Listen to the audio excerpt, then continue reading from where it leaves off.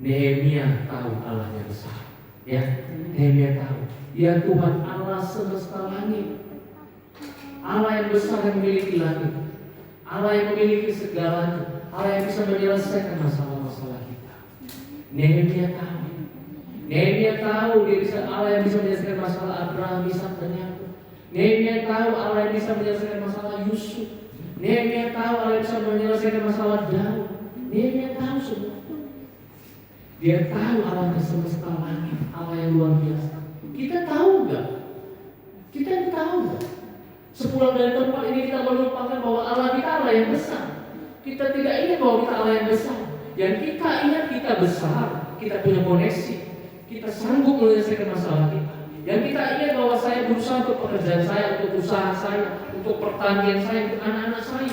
Kita nggak pernah ingat bahwa Allah kita lebih besar dari semua itu. Allah kita lebih besar dari semua pekerjaan usaha kita, sekolah kita, anak-anak kita. Allah kita lebih besar dari semua itu. Tetapi Nehemia tahu Allah yang besar. Nehemia tahu. Kita tahu nggak? Hari lepas hari kita berjalan hidup kita. Apa yang kita andalkan? Tuhankah atau diri kita? Tuhankah atau kepintaran kita? Siapa yang kita andalkan? Tetapi Nehemia bilang, Allahku besar, dahsyat, yang berpegang pada perjanjian dan kasih setia. Nehemia tahu itu semua. Dan Nehemia berkata, karena Allahku besar, dia berkata, Tuhan, berilah telingamu dan bukalah matamu dan dengarkanlah doa hambamu yang sekarang kupanjatkan kehadiratmu siang dan malam bagi orang Israel, hamba-hambamu ini. Kalau kita sudah tahu Allah kita besar, kita akan berdoa siang dan malam, tiada henti, hari lepas hari, tiada henti, bersyafat terus, hari lepas hari, terus kita berdoa siang dan malam bagi orang Israel. Dengan mengaku segala dosa yang kami orang Israel telah lakukan terhadapmu, juga aku dan kaum keluargaku telah berbuat dosa. Ada sebuah doa dan juga Bapak Ibu, ada yang namanya pertobatan. Pertobatan. Bapak Ibu, Nehemia pada waktu itu dalam kondisi yang baik. Dia tahu dosa bangsa Israel, tapi dia nggak bilang, oh itu dosa bangsa Israel, dikambing-hitamkan bangsa Israel, itu salah dia. Tapi dia bilang, aku juga dan keluargaku telah berbuat dosa. Kalau hari ini suami kita nggak baik, kita nggak berkata, oh suamiku ini memang berbuat dosa aja. Tapi baiklah kita berdoa, meratap, berpuasa dan kita kata, Tuhan, suamiku salah, tapi aku juga salah. Ampuni suamiku, ampuni hidupku Tuhan. Dan Tuhan akan memberikan pengampunan kepada suami dan istri, dan Tuhan akan melakukan sebuah perubahan dalam hidup. Dan di ayat 7 bilang, kami telah sangat bersalah terhadapmu dan tidak mengikuti perintah-perintah, ketetapan-ketetapan dan peraturan-peraturan yang telah kau perintahkan kepada Musa, hamba-Mu itu. Doa kita harus berisi permintaan pengampunan kepada Tuhan. Pengampunan kepada Tuhan, dan kita lanjutkan dengan kehidupan kita yang mengikuti perintah-perintahnya dan ketetapan-ketetapan Tuhan. Setelah kita berdoa, minta ampun, berjalanlah dalam ketetapan Tuhan, berjalanlah dalam firman Tuhan. Hari lepas hari berjalan dalam firman Tuhan. Perluas hati kita dalam doa dan bertobat. Bapak Ibu yang terkasih, kemudian setelah itu apa yang dilakukan oleh Nehemia? Hati yang diperluas dengan iman dan ketaatan. Yang ketiga, hati yang diperluas dengan iman dan ketaatan. Di ayat 8 Nehemia bilang, ingatlah akan firman yang kupesan kepada Musa hamba-Mu itu, yakni bila kamu berubah setia, kamu akan kucerai-beraikan di antara bangsa-bangsa. Tetapi bila kamu berbalik kepadaku dan tetap mengikuti perintah-perintahku serta melakukannya, maka sekalipun orang-orang buanganmu ada di ujung langit, akan kukumpulkan mereka kembali dan kubawa ke tempat yang telah kupilih untuk membuat namaku diam di sana. Bapak Ibu yang terkasih, Nehemia tahu janji Tuhan. Bagaimana Nehemia tahu janji Tuhan? Dia membaca firman Tuhan siang dan malam. Kalau kita berdoa kita nggak tahu janji Tuhan, maka sulit untuk kita berdoa. Tapi kalau kita mengerti janji Tuhan, maka kita akan mudah berdoa. Kita akan ingat janji-janji Tuhan. Tuhan, janjimu kepadaku, janjimu kepadaku. Dan ketika kita menyampaikan janji-janji yang disampaikan Tuhan, Tuhan akan ingat janji itu dan Tuhan akan mengabulkan janji-janji itu. Janji-janji apa yang Tuhan berikan dalam hidup kita, dalam kehidupan kita pribadi dan keluarga? Ada janji pengampunan, ada janji pemulihan, ada janji kesembuhan, ada janji namanya untuk membawa kita menjadi kepala dan tidak ekor. Janji-janji itu ada dalam hidup kita ketika kita membaca firman Tuhan dan menjadi rema dalam hidup kita. Setiap janji-janji itu kita pegang hari lepas hari.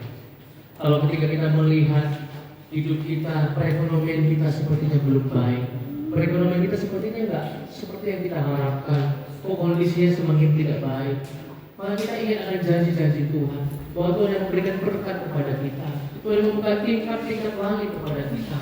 Kita ingat janji itu, kita berdoa dan Tuhan akan membuka tingkat-tingkat langit bagi kita.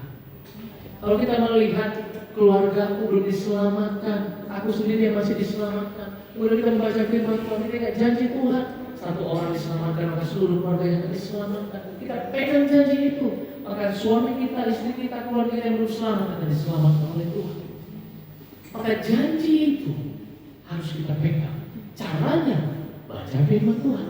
Kalau tidak, kita tidak akan ingat janji Tuhan. Kalau tidak, kita tidak akan memiliki iman kepada Tuhan. Kalau tidak, kita tidak akan berjalan ketaatan kepada Tuhan. Kalau kita tidak melihat sesuatu yang seperti kita harapkan, ketika Yusuf tidak melihat seperti yang dia harapkan, dia melihat pada waktu itu Tuhan janjikan kepadanya bahwa berkas-berkas dari orang tua dan saudara-saudaranya pada menunduk kepada berkasnya. Dia ingat janji Tuhan. Tetapi kemudian dia dijual, dia dibuang, dia difitnah, dia dilupakan. Dia enggak bilang, wah Tuhan, kok hidupku seperti ini?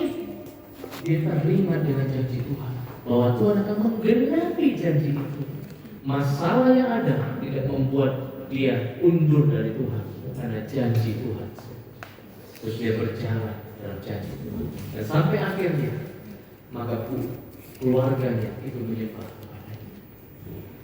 Dalam hidup kita, apa janji Tuhan kepada kita? Apa janji Tuhan kepada diri kita? Pegang itu, dan kita akan melihat kemenangan demi kemenangan. Amin. Bapak Ibu yang terkasih, dalam hidup Nehemia, ya, dia tidak memiliki pengaruh yang besar. Tapi ketika dia melakukan 3 hal ini, dia perluas hatinya dengan kepekaan, dia perluas hatinya dengan doa dan pertobatan, dia perluas hatinya dengan iman dan ketaatan, maka pengaruhnya menjadi besar. Dalam 52 hari sesuatu yang mustahil di zaman dulu yang sangat susah untuk peralatan untuk pembangunan, tapi bisa dilakukan oleh Nehemia. Tembok itu kurang lebih keliling ada 4,5 km dengan tebal itu kurang lebih, Bapak Ibu, ada 10 sampai 12 cm dan kemudian tinggi 10 meter. Kemudian ada beberapa pintu-pintu dan menara penjaga. Sesuatu yang sangat mustahil. Tetapi bagaimana pengaruh Nehemia bisa membuat itu? Karena 3 hal. Dia perluas hati. Ketika ada ancaman dari orang-orang, dari orang Samaria, dari orang-orang yang lain yang begitu banyak, dari orang-orang yang ada di dalam bangsa Israel sendiri, dia bisa taklukkan itu semua. Dia bisa kalahkan itu semua karena hatinya yang diperluas. Ketika hatinya yang diperluas, maka Bapak Ibu yang terkasih, masalah kita di Nehemia yang tadi 16 ayat dan di Nehemia 6 ayat 16 sekali lagi, maka orang-orang di sekitar kita akan berkata seperti ini ketika kita menghadapi masalah dan menyelesaikan masalah kita. Ketika semua musuh kami mendengar hal itu, adalah semua bangsa sekeliling kami, mereka sangat kehilangan muka dan menjadi sadar bahwa pekerjaan itu dilaksanakan dengan bantuan Allah kami. Sesuatu yang mustahil, orang-orang di sekitar, bangsa-bangsa di sekitar bilang, nggak mungkin kita bisa bangun ini, nggak mungkin kita bisa menyelesaikan masalah ini, nggak mungkin. Tapi ternyata itu jadi mungkin dan sangat cepat dilakukan percepatan oleh Tuhan. Dan orang-orang berkata, itu semua terjadi bantuan Allah kita. Hidup kita yang biasa-biasa akan orang lihat menjadi luar biasa. Hidup kita, keluarga kita yang biasa-biasa dan masalah yang banyak akan orang lihat menjadi keluarga yang dipulihkan. Ekonomi kita yang saat ini tidak baik akan Tuhan pulihkan dan orang-orang akan melihat Tuhan bekerja. Pendidikan kita yang mungkin orang melihat kita nggak orang yang pintar, tapi Tuhan akan memberikan kepintaran kepada kita. Dan orang berkata, itu semua karena Tuhan. Bapak Ibu terkasih, pagi hari ini, apa masalah kita, apa kehidupan kita? Dalam kehidupan kita, apa masalah kita? Kita hadapi bersama-sama dengan Tuhan. Dan orang akan melihat semua karena bantuan Allah kita. Amin. Saya undang PAW, Bapak Ibu bangkit berdiri.